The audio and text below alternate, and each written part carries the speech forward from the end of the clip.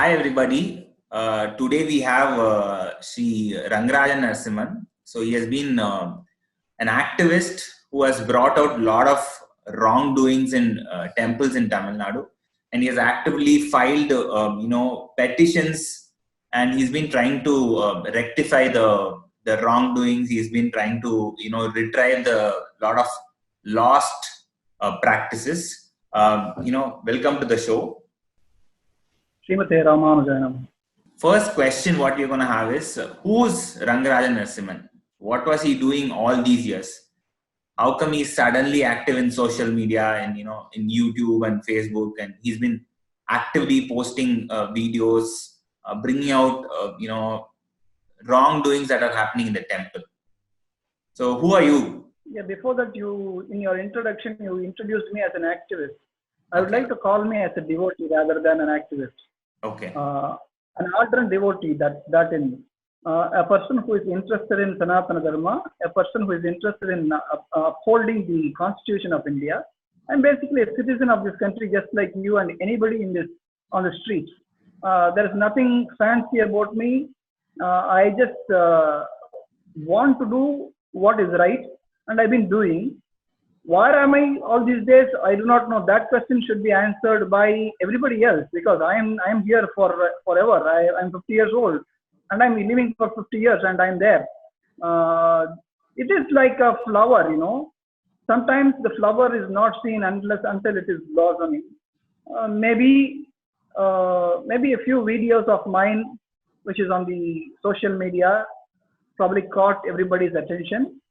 I've been in the courts to try to restore or try to establish our rights as guaranteed with the Constitution of India and Article 25 and 26, basically the religious rights, right from 2015 onwards. So it's not something that is new. This is 2020, so we have been there for about 5 years now. So why people do not know about me is something that I can't answer. I have been posting slowly and steadily on the Facebook. I was not very active. I was going about by doing my business, basically trying to impress upon the court what is right and what is not right. And eventually I started using the social media to pass the information that is happening in the courts. Basically, what I file is basically public interest litigations. So every public is entitled to know what's happening, and I have started using social media just like anybody. I have had my growth phase, and I have now a well-established channel both on Facebook and YouTube, and people are now seeing me more than earlier, and probably that is why many do not know. Most of the mainstream media are not very interested in people like me. They need their politics. So I'm a non-political person, so that is probably the reason why nobody knew me. But I am there for several years now. Okay. Is Rangarajan Narasimhan, trying to, use the politics or use the sex between two, sampradaya and, Sri Vaishnavam? It's usually called as Vadakalai Sampradayam and Tengalai Sampradayam. And, Sri Rangarajan is using, this to create a rift, to try to, bring out the difference, and, he's targeting the people who are belonging to the other Sampradayam in the temple. So is Rangarajan trying to play politics with that and trying to create a, difference or trying to gain attention? I do not know what your viewership is, because your question is very technical, first of all. Many people do not know what your question is basically. So I will try to explain that for a few seconds. You asked me if I am trying to create a rift between two sects. Sri Vaishnavam is the Sampradaya that I follow. I am a Vaishnavite. In South India, it is very clear there are two different types of schools of thoughts in Vaishnavam itself. One is Vadakalai and the other is Tengalai. And you are trying to say whether I am trying to create a rift between Vadakalai and Tengalai. That is your question, if I am right. Correct. And I think the viewers would have probably got an idea of what your question is. It is very well known in south of India, particularly in Tamil Nadu, that there is a bit of bad taste between these two groups, which is unfortunate. I do not subscribe to that. There are not just two sects of Vaishnavism. There are several sects of Vaishnavism. There are several flavors. ISKCON is a flavor. There are so many others like the Madhva Sampradaya. Yeah, Madhva Sampradaya is also Vaishnavam. Advaita Sampradaya is also Vaishnavam. People also say Sikhism is also a form of Vaishnavam. So there are different flavors of Vaishnavam. And if you start looking at it as such in a narrow spot, it is rather unfortunate. The kind of issues that I am bringing up and the kind of actions that I take, I do not know from where the narrow-minded idea of me creating a rift between Vadakalai Sampradayam and Tenkalai Sampradayam came. I am trying to expose and correct the faulty system in Sanatana Dharma. I'm not strictly confined to only Vaishnavite temples. I've also filed cases for Shaivite temples. I also filed cases for Shakta temples. And I don't know why, and it is not you. There are several others have also questioned the same thing. So it is a good, important question also. So, to tell that atrocities that is happening in a temple, just because it is a Vaishnavite temple, and just because I'm a Tenkala Sampradayam person, to say that it is, if it is trying to play politics between Vadakalai and Tenkalai, is the politics of those people who have actually made the crime. See, for example, in Srirangam, where I am situated in, the viewers may not know where I am from. I am from a place called Srirangam in Tiruchirappalli in Tamil Nadu. This place is hosts the temple called Sri Ranganatha Swami Temple, which is the first and foremost temple for all Vaishnavites, irrespective of which school they belong to. This is called the root of Vaishnavism. Swami Ramanujacharya lived in this place for as many years as possible for him to do several reforms. All the reforms that he did has been done from this great holy place. In this temple, where Sri Ranganatha Swami, there should be a small introduction about Swami Ranganatha also. Swami Ranganatha is the Aradhana Murti of Sri Ram. Everybody knows Sri Ram. Sri Ramchandra Murti is, as we all know, recently there was a foundation also laid to build his temple at his birthplace in Ayodhya after 600 years of struggle. Sri Ramachandra Murti's Aradhana Murti is Sri Ranganatha Swami. During his Pattabhishekam, that is when on his consecration as the king of Ayodhya, Sri Ramachandra Murti presented his Aradhana Murti to Vibhishana, who on his way back to Sri Lanka installed that Murti in this Divya Kshetra of Sri Rangam. Okay. This Aradhana Murti is here for several thousands of years in Sri Rangam. And there are a lot of atrocities, both from the management perspective as well as from the idol smuggling perspective, which has happened in the recent years, particularly in 2014 and 15. That is when I pitched in, because since this being a very important kshetra for Sri Vaishnavism and for all Vaishnavas, I living here in Sri Rangam, I being a Tenkala Sampradayam person, the temple being a Tenkala Sampradayam temple, it is convenient for the crime doers to distract the population by saying that Rangarajan is trying to create a rift between Vadakalai and Tenkalai Sampradayam. What am I doing here? I am here exposing the crime of theft of the Utsava Murti Namberumal. I am trying to expose the atrocity of damaging the Moolava Murti, Sri Ranganatha Swami himself, which has happened in the year 2014 and 15. The person who did this and who is solely responsible for this is none other than Venu Srinivasan, who is the chairman of TVS Motors. And Venu Srinivasan, unfortunately, is from a family of Vadagalai sect. This is what the culprits are using. And the culprits are trying to play politics by saying Rangarajan being a Tengalai person is targeting Venu Srinivasan being a Vadagalai person. I am sure no Vadagalai person will agree that a person who claims that he sold Bible for a living in his own interview, that is Mr. Venu Srinivasan, in his interview to the TV channels, to mainstream media, will be accepted as a person from Vadagalai sect, even by Vadagalayas, even by the Vadagalai people. So I do not think that there is any kind of a rift. People who know me, Acharyas from whom I studied, belong from both sects. I have highest regards for them, and I have a highest regards for both the sects. And like I said, it is just the politics that is played by the crime doers who are trying to divert the attention of the mass public by creating a rift between me and the larger population. This is actually a crime, you know. This is a crime as per Indian Penal Code. Trying to create rift between two sects of people is itself a crime. And that is what these people who are the crime doers are successfully doing.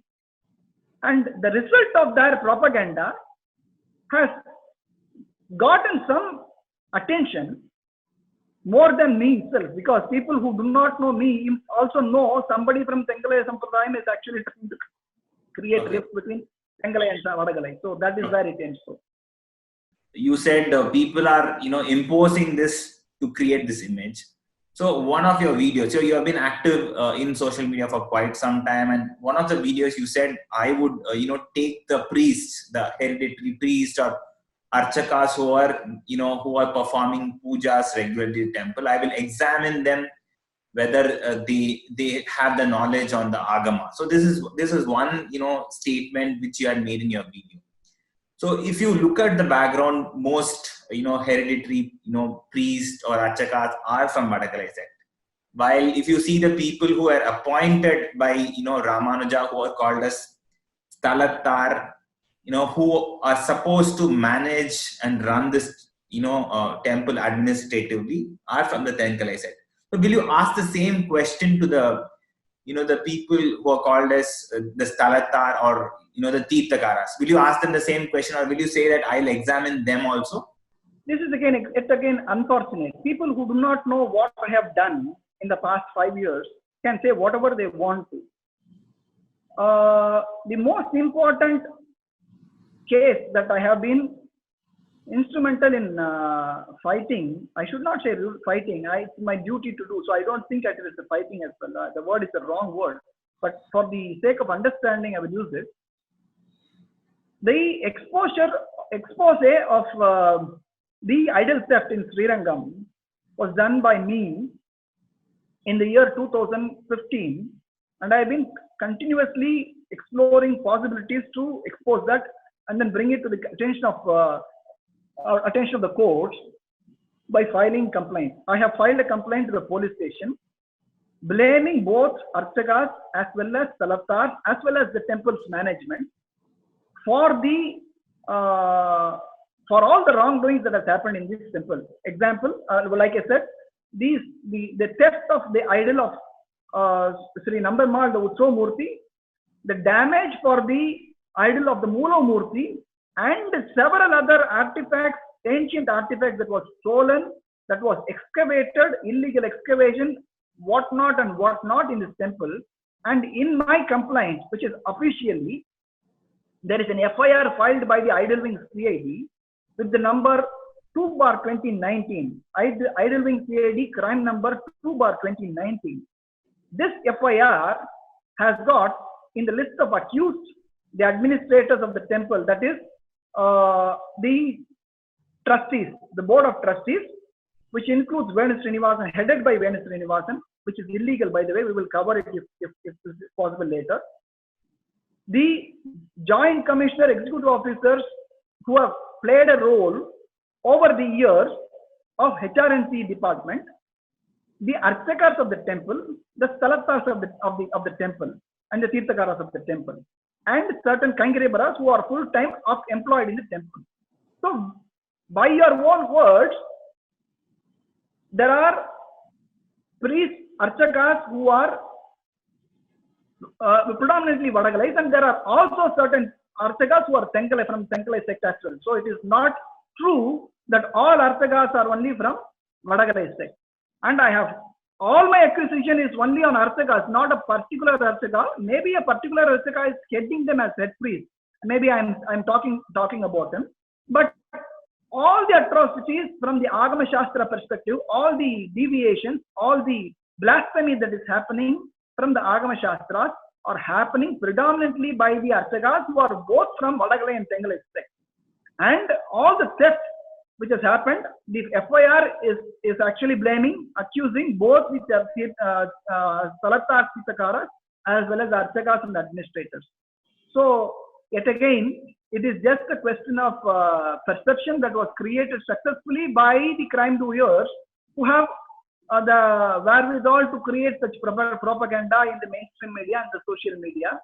I am a devotee of my Perumal, so I do what I do, and people can see it any which way that they want. But all these things are legal; it is there in the court. So we can't box this into such a small kind of a perspective. Rather, people who are watching this for the first time should know what I am talking about. Many people, my videos, my social media videos are all in Tamil language because I am trying to educate the people in Tamil Nadu, which is facing a serious issue of losing the history, losing the religion, Hindu religion itself, the Sanatana Dharma, losing the culture, losing the art and architecture of our ancient forefathers, day in and day out. Thousands of temples have been demolished here now, and many people who might be watching this for the first time will be astonished by what I'm saying. It is happening in Tamil Nadu, and I am trying to see how I can educate Tamilians who are required, who are here at ground zero to protect the temple. So most of my videos are in Tamil, and that is the reason why I'm trying to see if I can add much more clarity to your questions, so people who are listening to this interview for the first time understand where I'm coming from. So maybe I would encourage you to ask more questions about the kind of crimes and kind of wrongdoings, malpractices, and maladministration that is happening that I am trying to expose in the temple. Okay.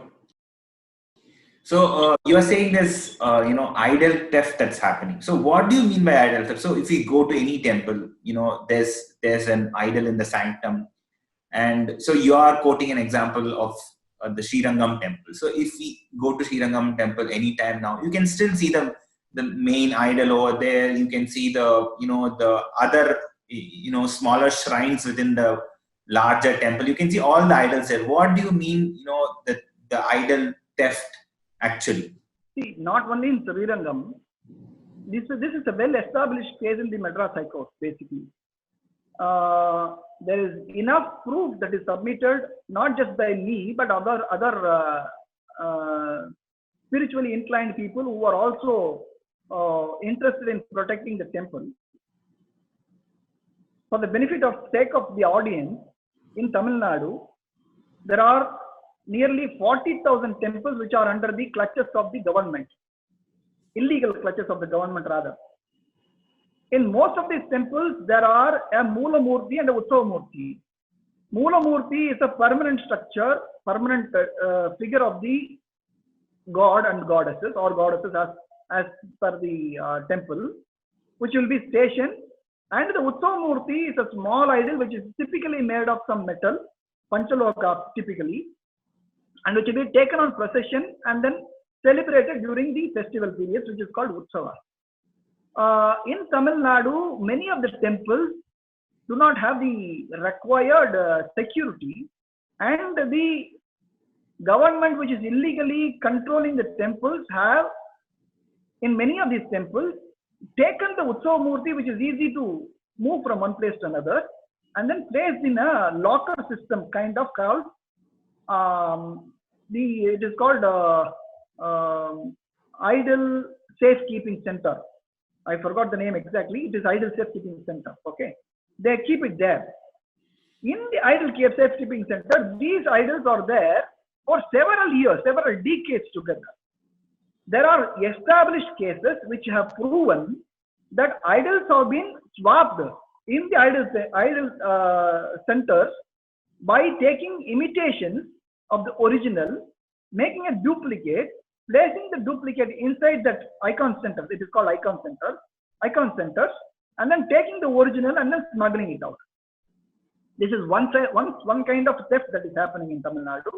Another kind of theft that is happening, as it happened in Srirangam, is even the Utsamurti is an imitation of the Utsamurti is taken inside the temple itself and replaced, and the original Utsamurti is being smuggled out. That is what has happened in Srirangam in the year 2012, and that is the kind of theft that is the second kind of theft that is happening.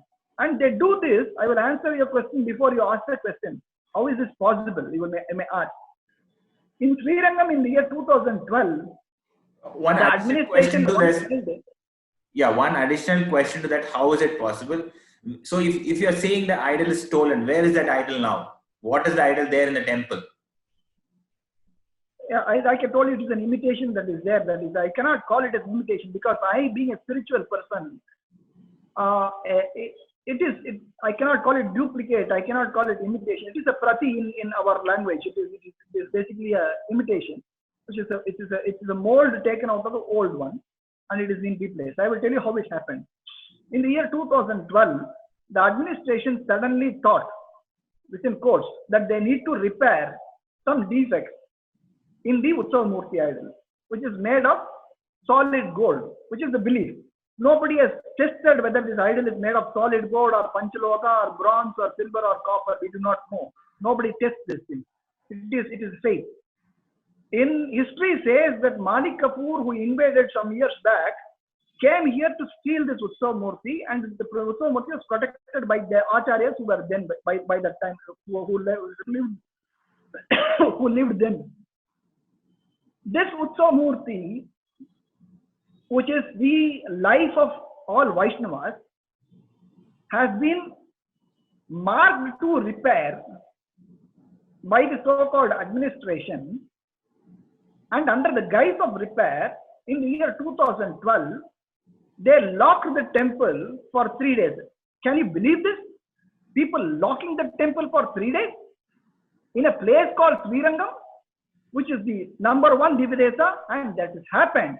Any Tom, Dick and Harry in this temple, in this village, in this place, in Srirangam, and any Tom, Dick and Harry in Sri Vaishnava Sampradaya will know that in 2012, for 3 full days, the temple was locked for public darshan. Utsamurti has undergone a repair, and he has been successfully repaired after 3 days. After 3 days is what we saw. Every single person in Srirangam can literally feel that the deity that they are actually worshipping is not the original deity. It is so blatantly visible for these normal eyes, not an expert eye. I'm not talking about an archaeologist. I'm not talking about a forensic expert.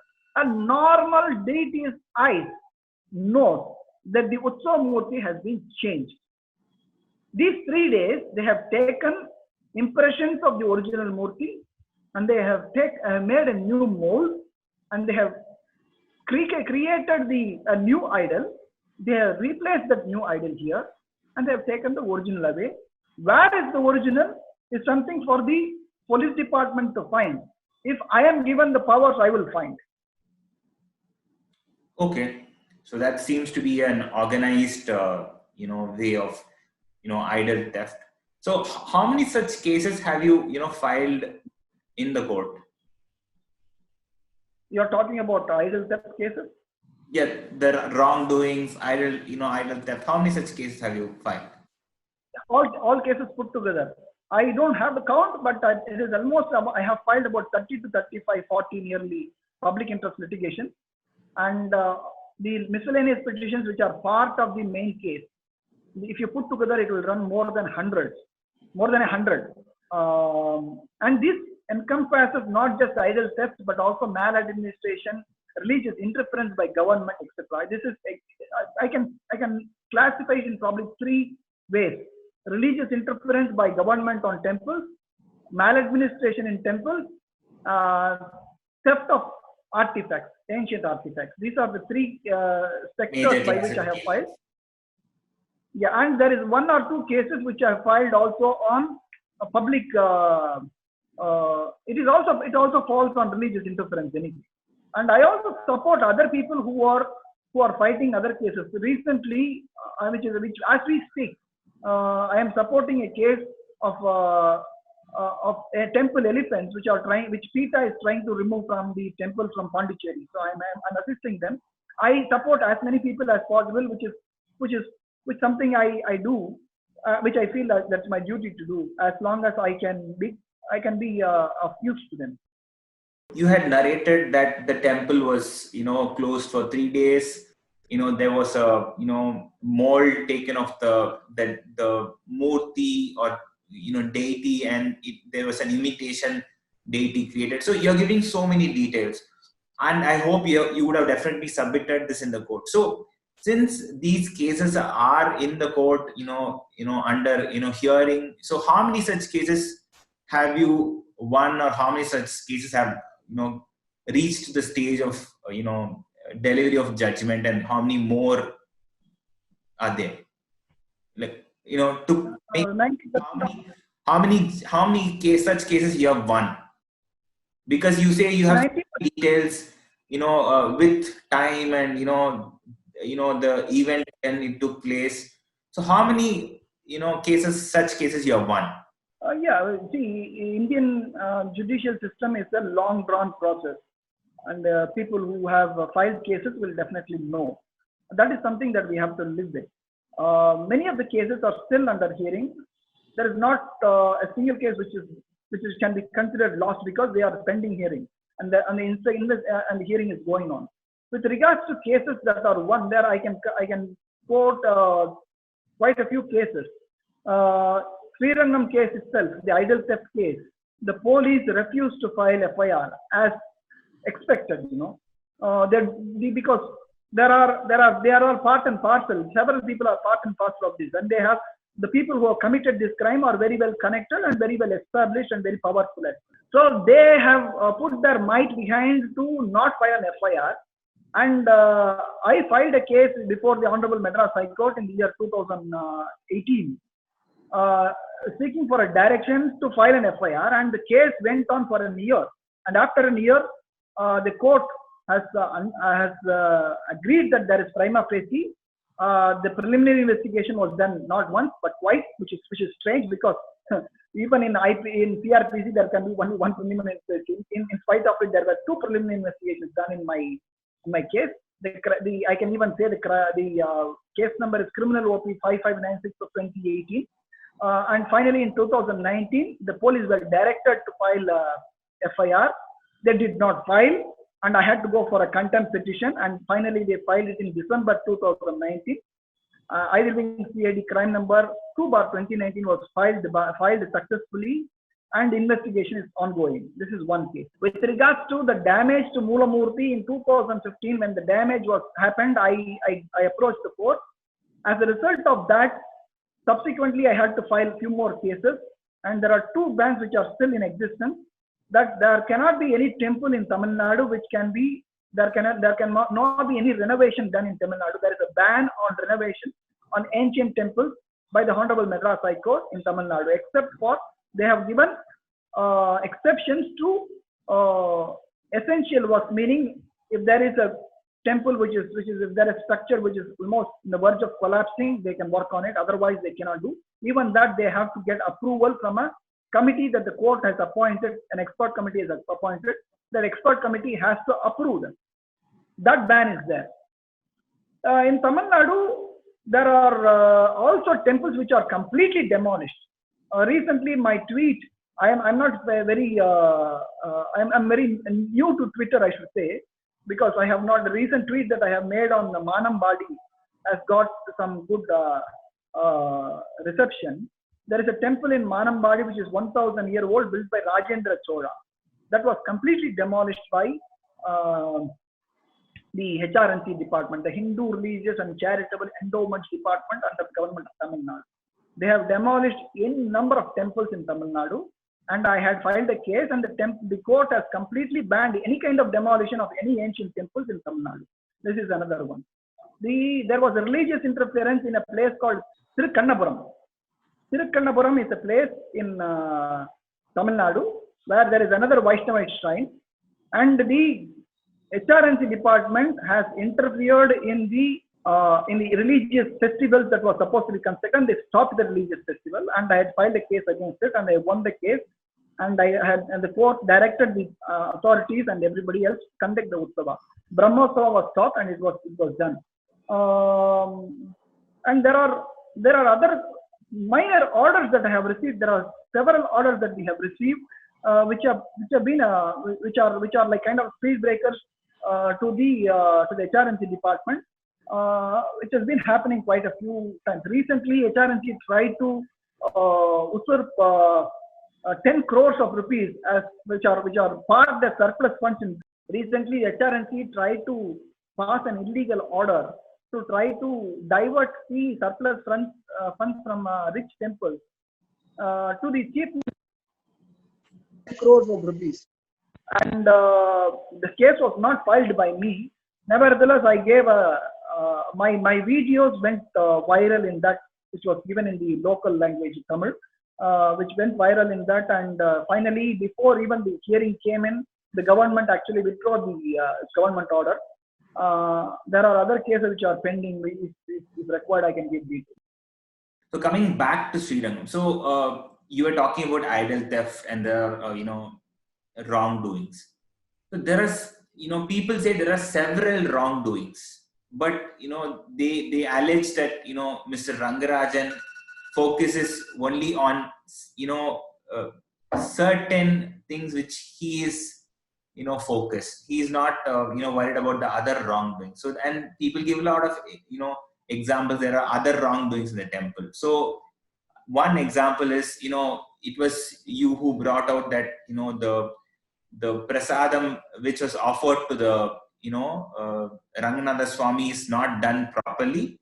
It is not done according to the prescribed manner. Is one very popular video that was there in social media. People quote that the way he quoted about the prasadam. There's one particular medicine that goes from Dhanvantri, who's considered a god of medicine, which is supposed to be offered to Perumal. He does not talk about it.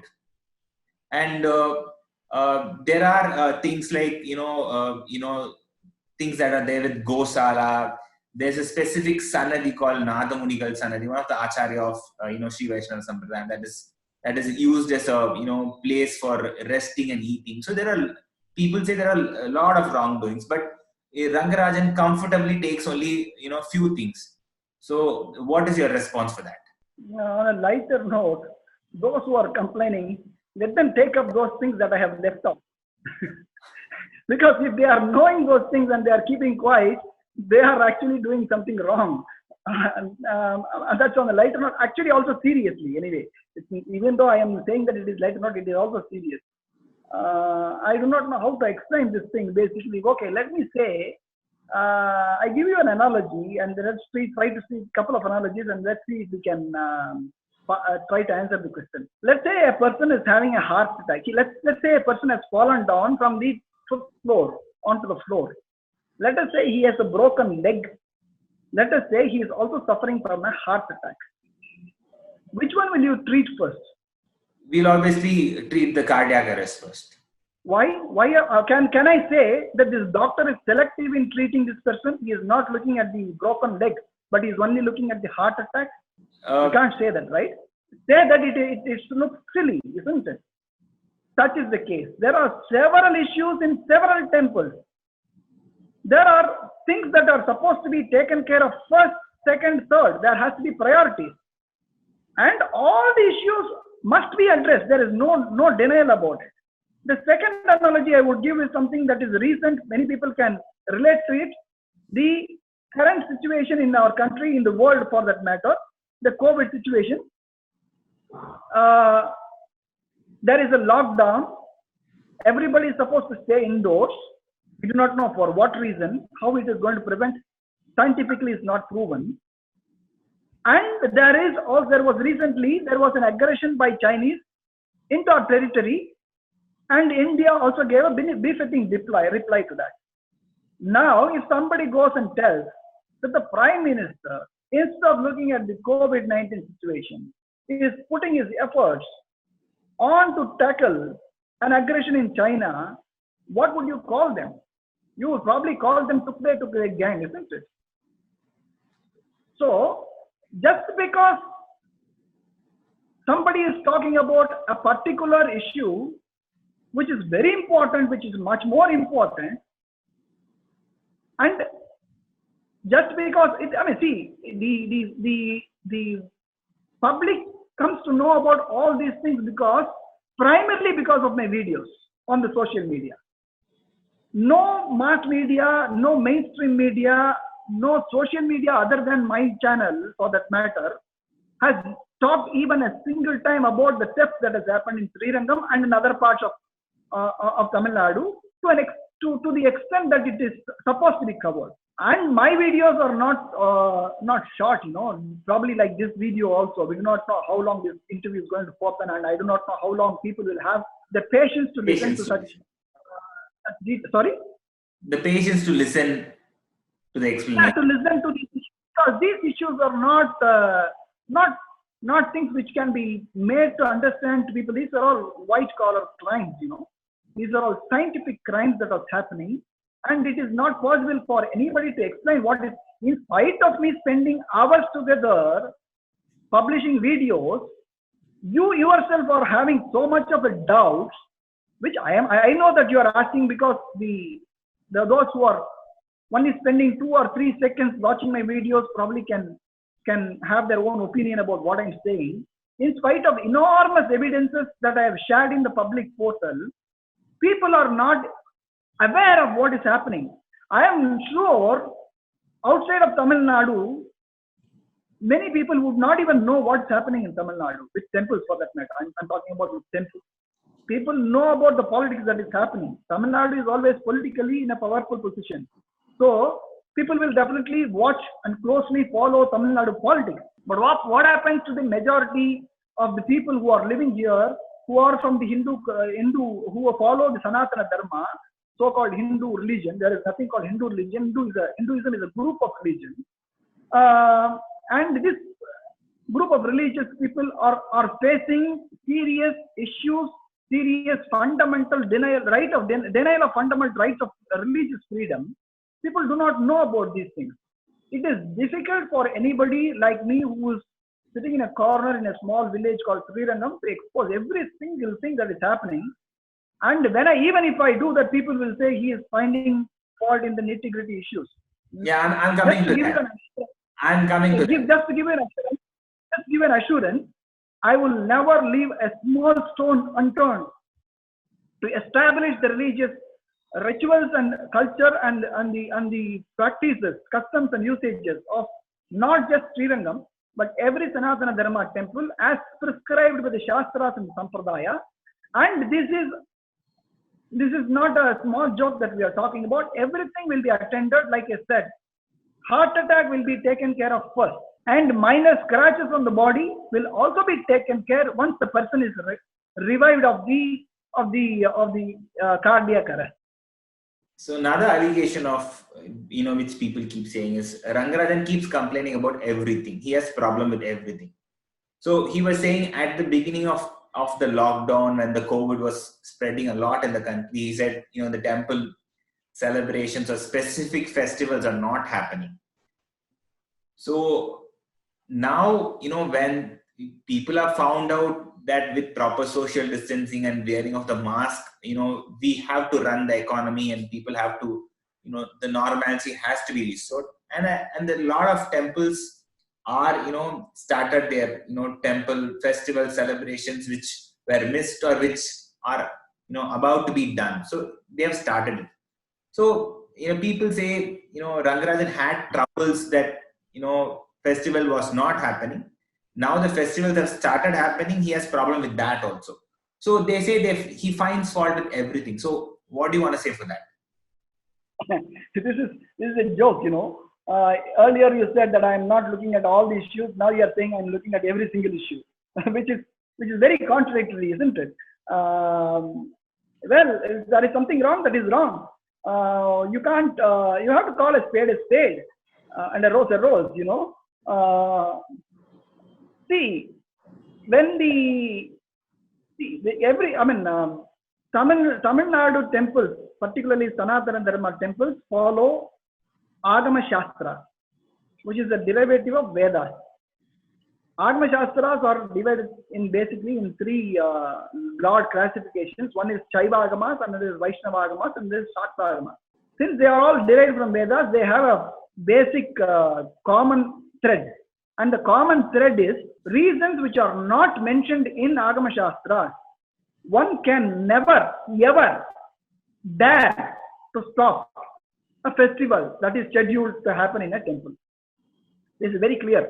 We have an exception, and the exceptions that is given in Agama Shastras are natural calamities like floods, like earthquakes, like torrential rains which is paralyze the entire place, or a disease outbreak which has paralyzed the society. These are all the reasons why.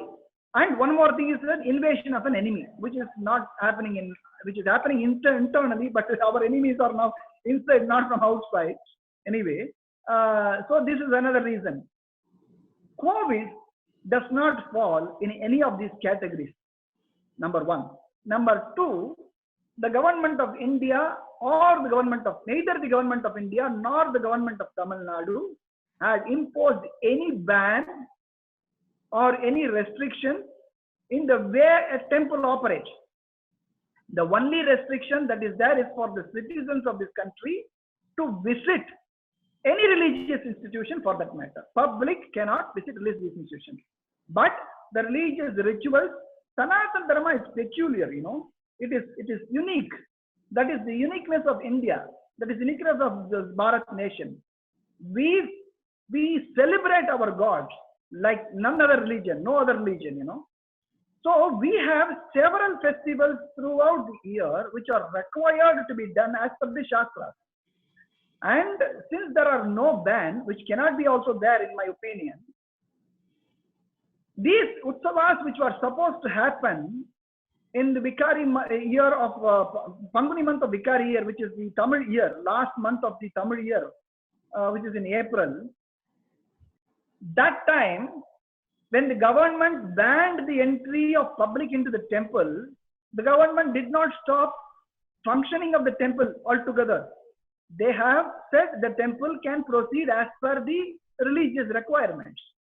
So, in spite of this very clear statement from both the central as well as the state governments, the atrocious administration of Sri Ranganatha Swami Temple, Srirangam, stopped the Utsava.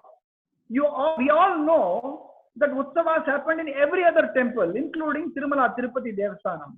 They also conducted the Utsavas at that time also, and throughout this lockdown period as and when required. But unfortunately, those who are wanting to prove a point, wanting to blasphemize the situation, the religion, in the root of the Sri Vaishnava Sampradaya, that is in Srirangam, probably they think that if they blasphemize the religion here, the entire Sampradaya will vanish. Probably that is what their thinking is, which is very much possible. And you have to ask these questions to them. They have stopped, in spite of requests from people like me, people from the religious heads, they have stopped the Utsava which is supposed to happen in the month of April 2020. You may say that at that time the COVID situation was not known. I do not know. I really don't care, whether the COVID situation was serious then or now.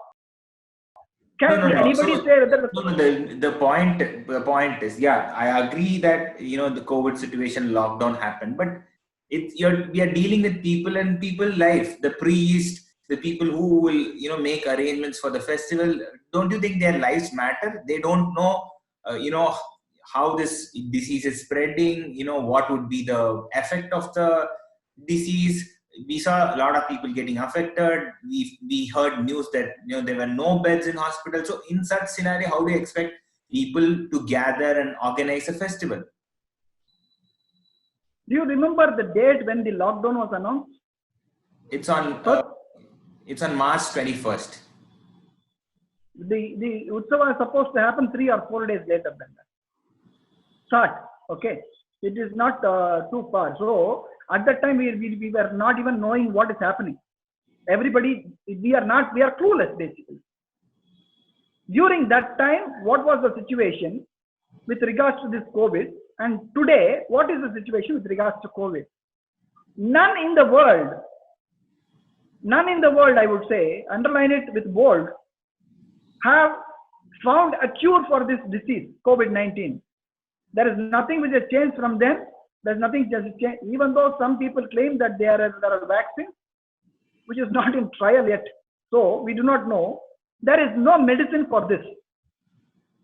Irrespective of whether it is March 2019, April 2019, May, June, July, August, and September, the situation has not changed a bit. As per the scientific data and scientists and the researchers and virologists and epidemiologists, if this is a pandemic and if there is no medicine, whether it is March 2019 or August 2020 or March 2020 or August 2020, there is now no change.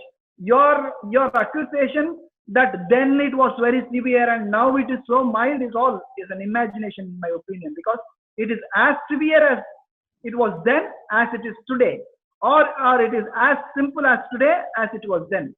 It is just a mindset. People are being played with their brains. As always, people create a fear psychology to control everybody else. That is what, in my opinion, is happening. Nothing has changed from March 2020 to August 2020. If people can do it in August 2020, they can very well do it in March 2020.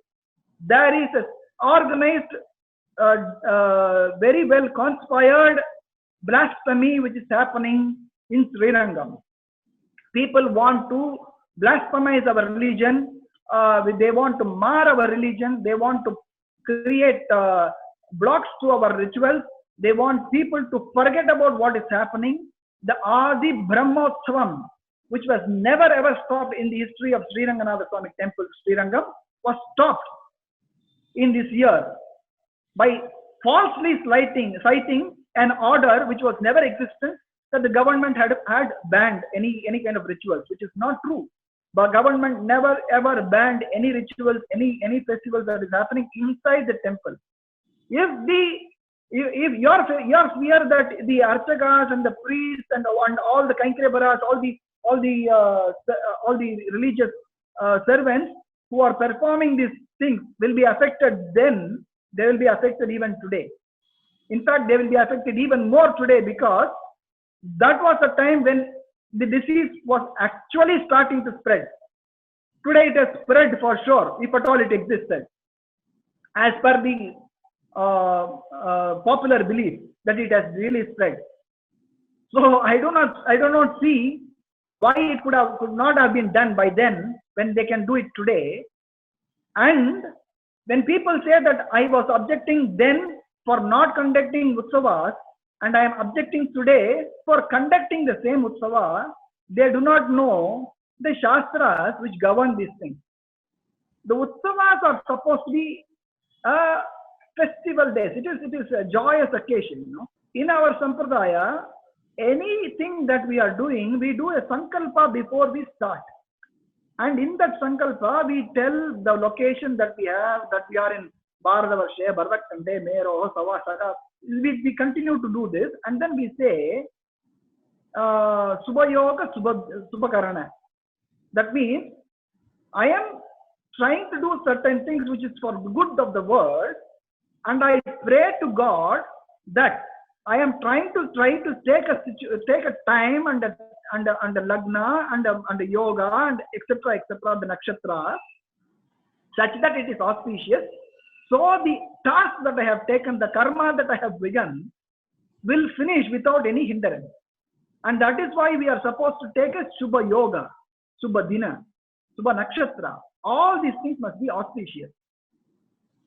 The festival that was recently conducted, which was stopped in March and then conducted in August by the management of Sri Ranganatha Swami Temple, started on a yoga which is called Marana Yoga. I do not know the English equivalent or the Hindi equivalent for this.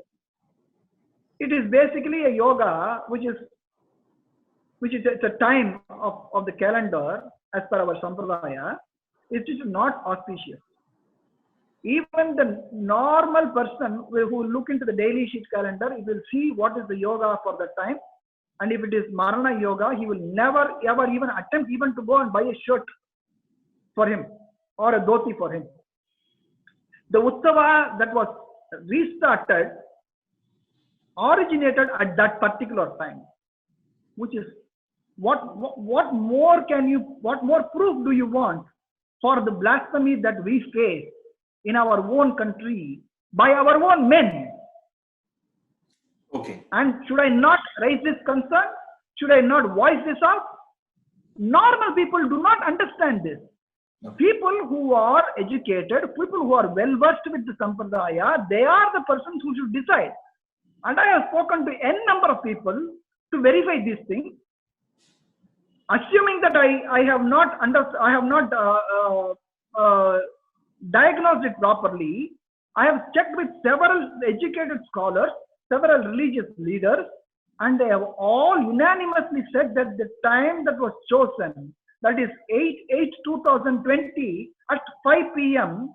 Anybody who is watching this and who know a little bit of astrology can find out if this is a good time to start a Utsava in a temple, which is number one for the Sri Vaishnavas. Among all the Divya Desas that is there in the entire universe, not just in this world, we revere 108 Divya Desa, of which even Sri Vaikunta is one of them. And this Sri Ranga Kshetra is considered to be even more pious than the Vaikunta. Can anybody accept the fact that a festival which was never ever stopped in the history of this temple, which was stopped by arrogant attitude of the management of the temple, not by the Sampradaya people, not by the Sampradaya Guru Maharaj, the Acharyas. It was not stopped by them. It was stopped by the trustees of the temple and the joint commissioner who was from the HRNC department. So, am I not supposed to say this? It is only for the welfare of everybody. What has happened must happen in the right way, at the right time, appropriately by mingling everybody. Even the basic thing that such an Utsava is being conducted is not even publicized, It was done as if it was done secretly, Nobody even knew. There was no information given to the public that such a Utsava which is thought has been happening. Shouldn't that not be done? This is not nitpicking on the issues. This is a serious issue that I am talking about. People who are listening will understand the kind of denial of religious freedom that we are subjected to, and they should know that this is not a small thing. And there you go. Okay. So you are saying there are the people, there are people who are trying to purposefully bring down the practices and try to, demolish, Sanatana Dharma. So one of the recent videos that was, popular in the social media is one, particular, Acharya of a particular mutt in Sri Lanka accusing you that there are anti-Hindu elements behind you and they are making you speak like this. So you are saying, there are people trying to do that to the temple, and there's one, famous Acharya who's accusing you, there's some anti-Hindu forces behind you who is making you to do all this.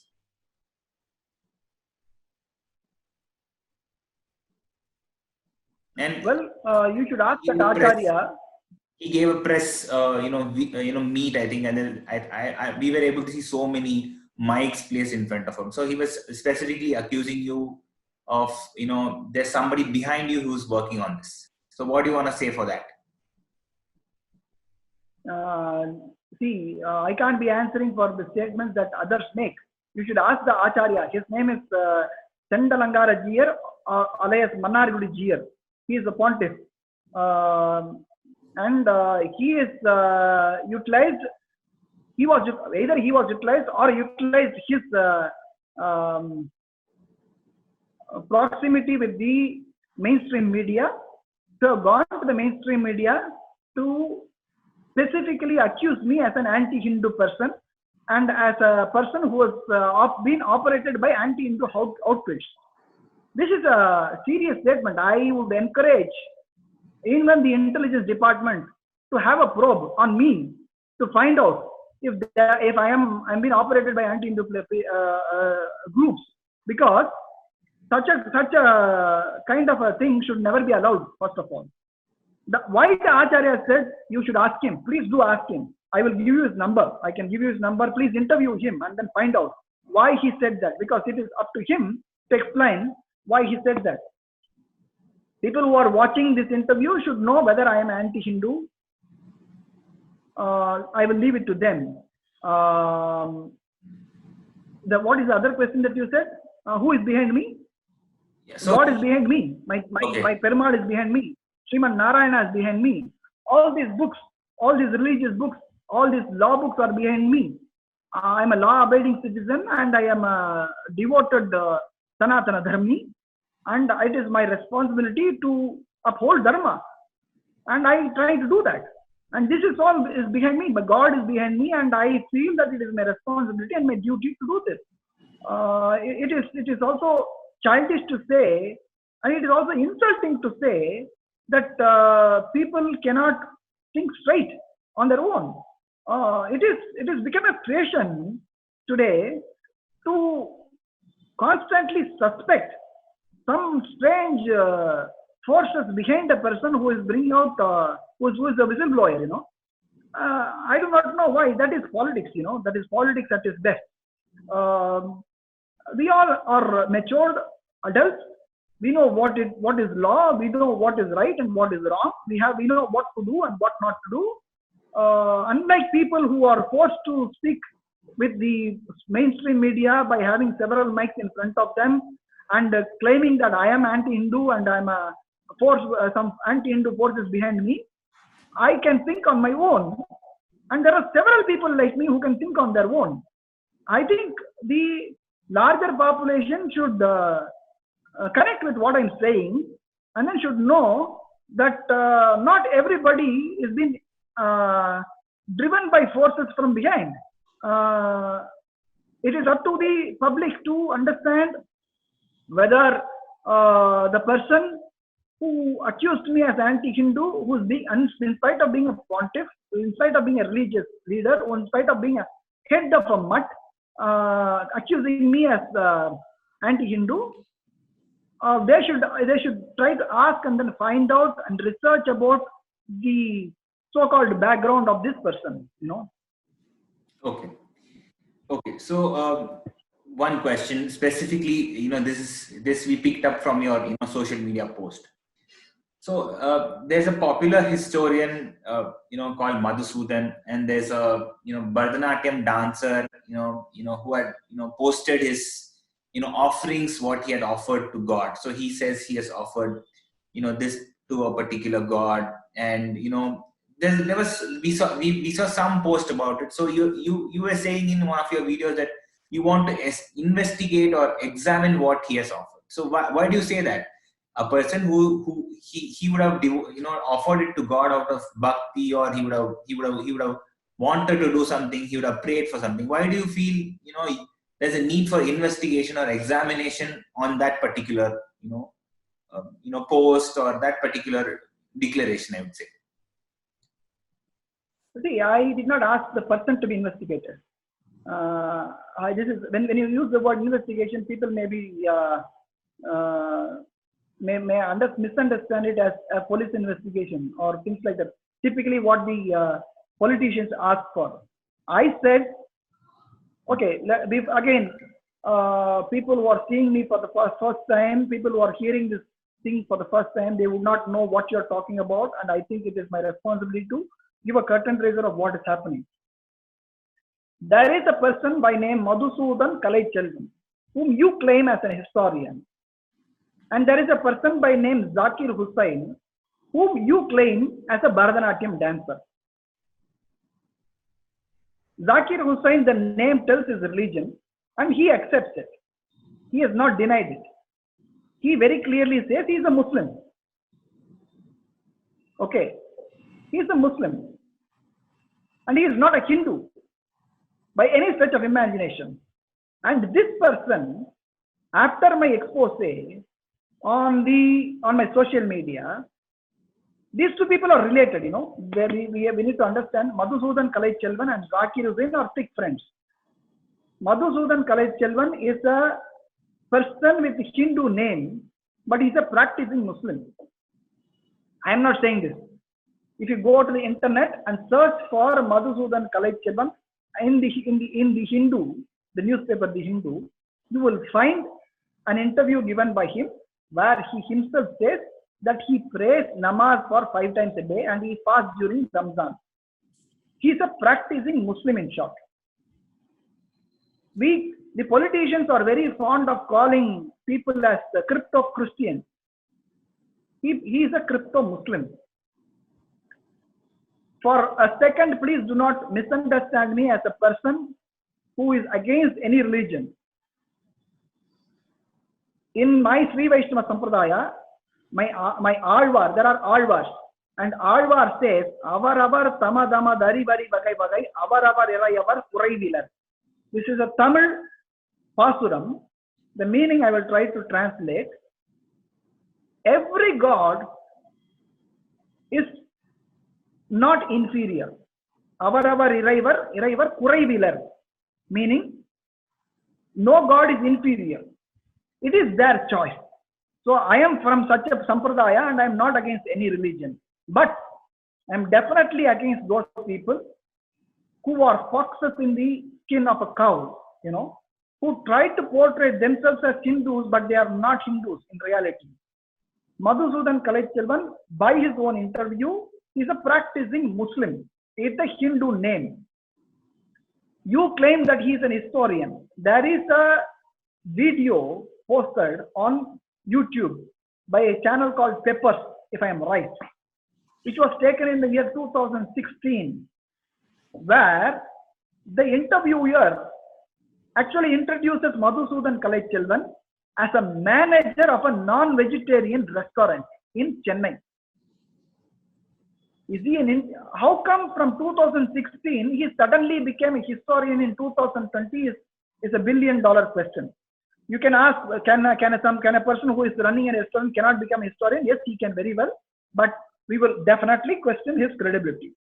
Must be questioned, number one. On the other hand, his close friend Zakir Hussain, who very clearly claims that he is a Muslim, but Hindu by heart, he says. I'm a Vaishnava by heart. So by legal standards, he is not a Hindu.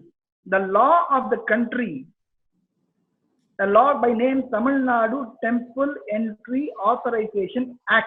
This is an act enacted by the Tamil Nadu government in 1947.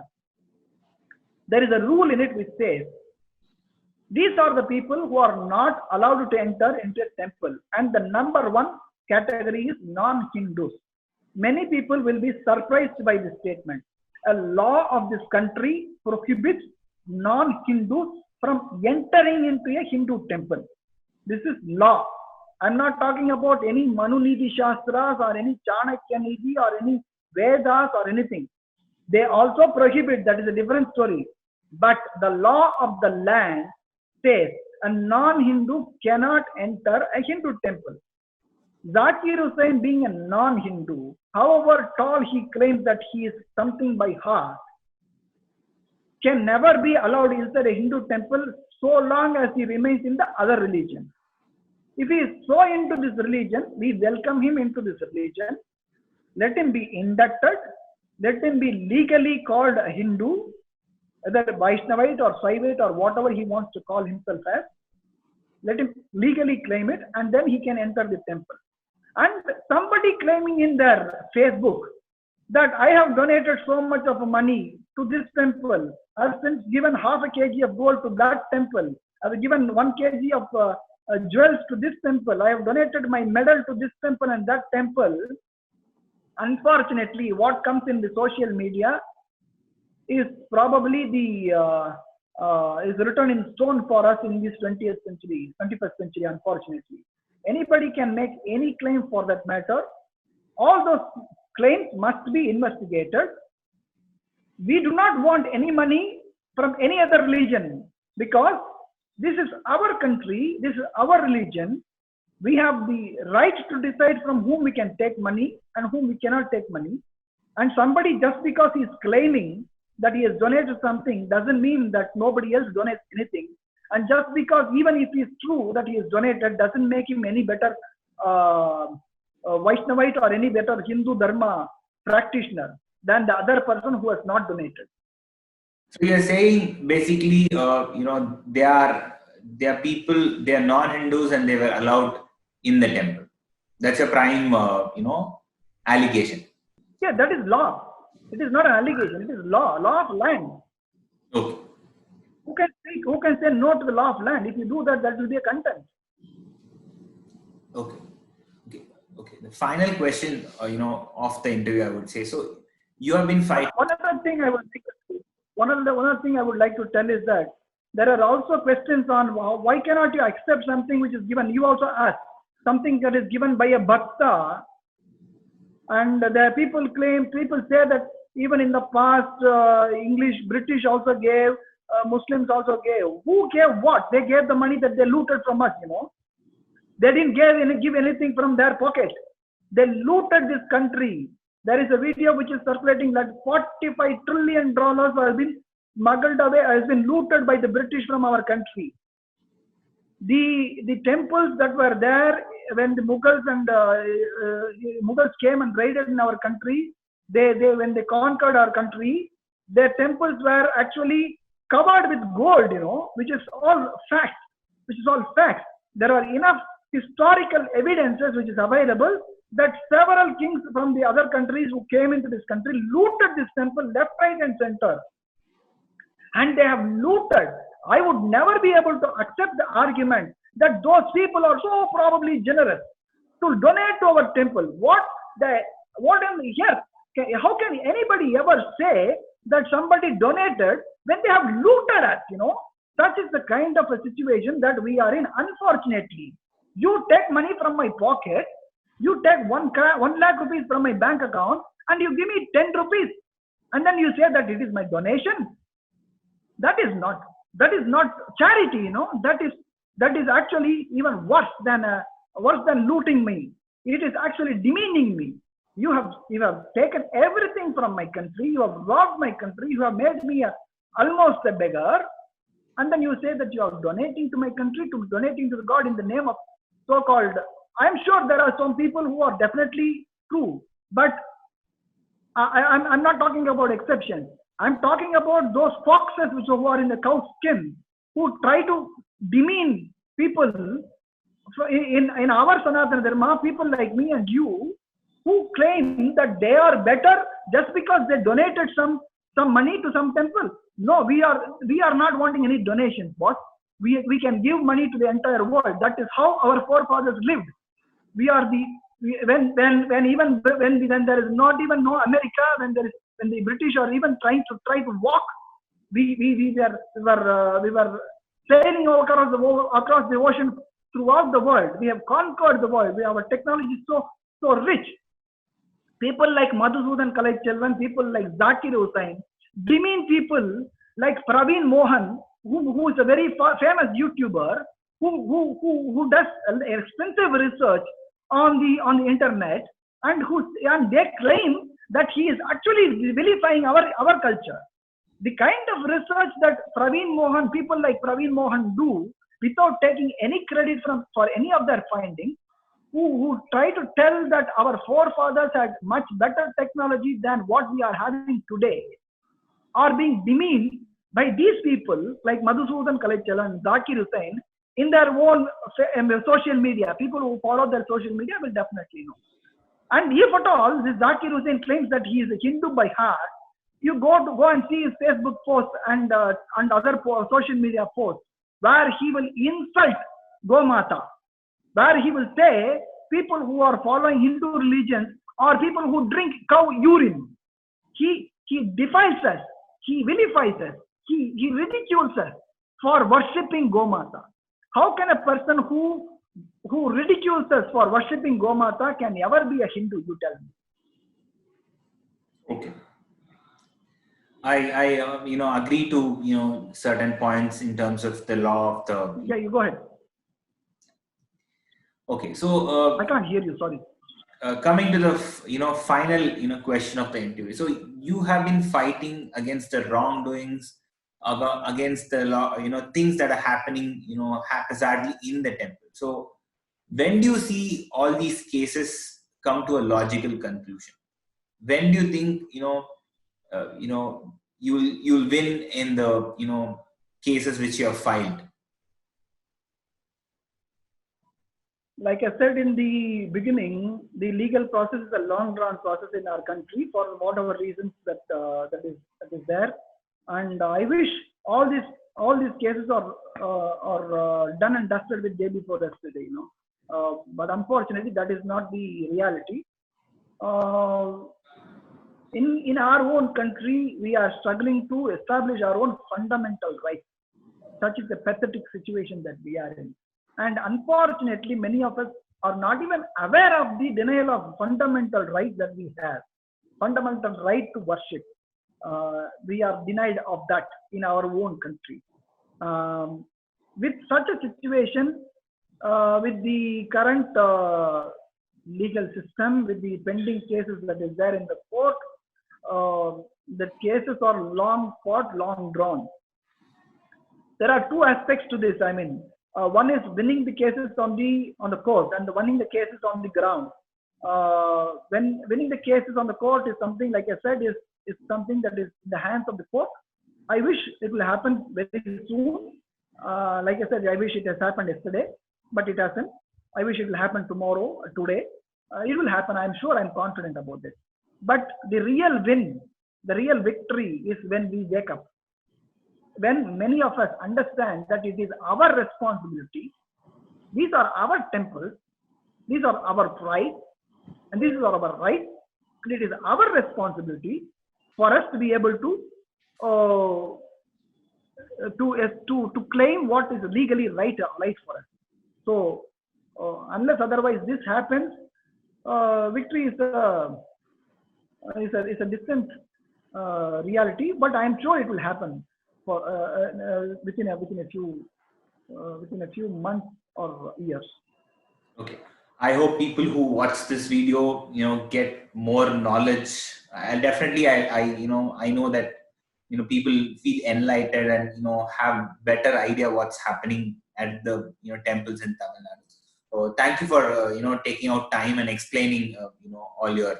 One thing I would request to your viewers and to everybody who's watching this video. I want people to understand that emotional outbursts on social media is not enough. Posting a post on Facebook and WhatsApp and Twitter does not solve the problem. Many of us are very passionate about our religion, our dharma.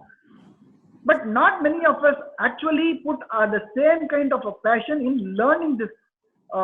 Learning what is dharma.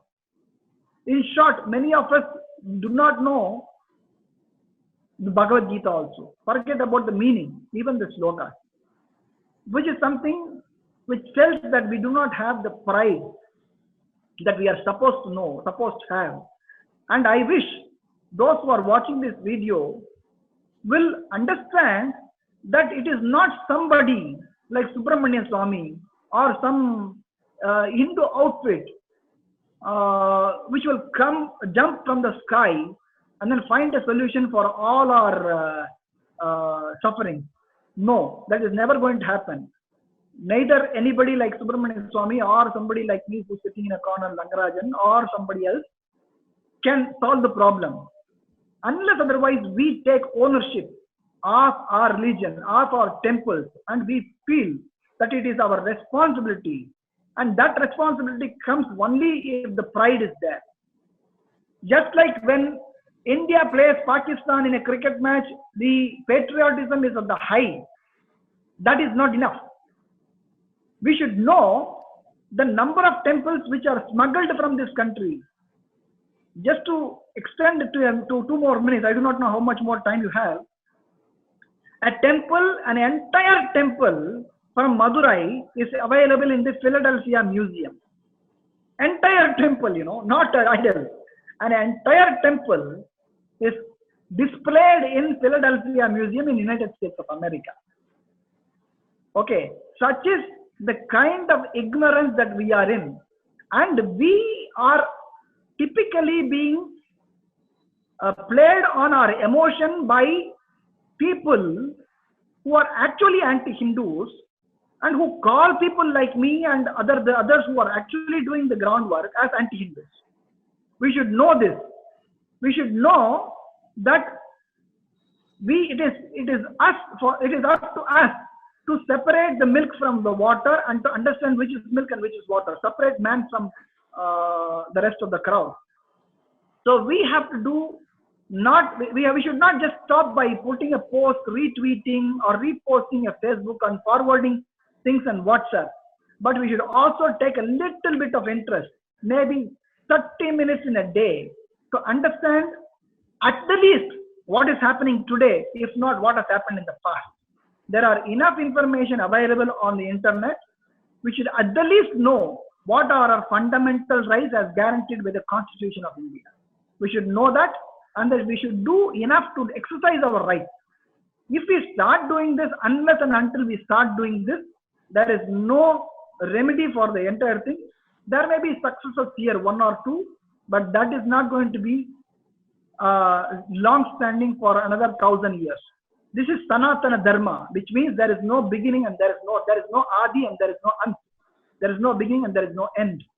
And this Sanatana Dharma will survive long after we have gone. This has survived long before we were born. We live for a maximum of 100 years. There is nobody in this world today who lives for, and there is maybe a 0.01% people who live beyond 100 years. Average life of a human being is about 60-65 years. And in third world countries, it is even lower. So we need to understand that time is running out. We need to understand that just not retweeting, reposting, forwarding messages are enough. We need to spend time as a community, as Hindus. Hinduism is unique in one sense. Many people say we don't have unity. I deny that. We all have unity because that is how we are. That is how our dharma is. We do our swadharma. By doing our swadharma, collectively we win. Little drops of water make a mighty ocean is a proverb given by somebody, but we practice it. Every single Sanatana Dharmi does his duty. In result, it achieves enormous things. And that is the reason nobody is able to conquer this particular country, Bharat Desha, till date. No religion is able to conquer. And we are all united, just that we have to understand that we have to do our dharma. And our dharma is to try to find out what is happening and at least find out what is the reality. If Rangarajan says something, don't just trust him. Probe, ask questions, research about what he does.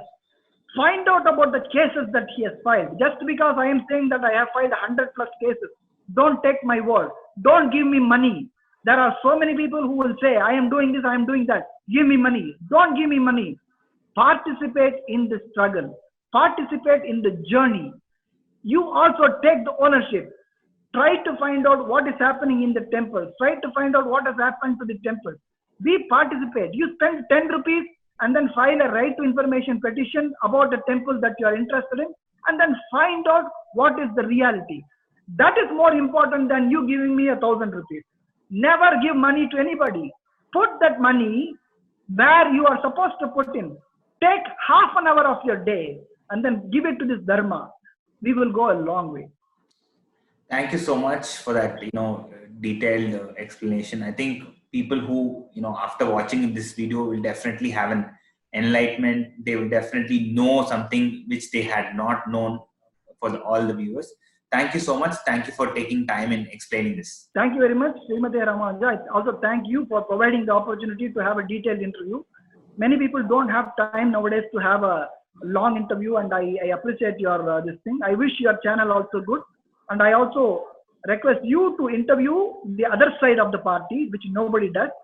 Try to find out information from the temples that I've accused. One thing that I have missed out in this entire interview is the episode on Mylapore Kapaleshwara temple, where an idol was stolen in the year 2002 and yet to be found, 2004 and yet to be found. We probably will have another discussion if you think that is right. But like I said, please interview the other side, please interview the government, please interview the temple administration, please interview the priests that who blamed. That way, in that way, you will do a decent job in providing the right information before everybody, so everybody can make a decision. I wish the other side comes out in the open and then speaks with facts in their hand. I can give you provide you facts if required. We will see. I wish you all the best, and Srimate Ramanujaya Namaha. Thank you so much.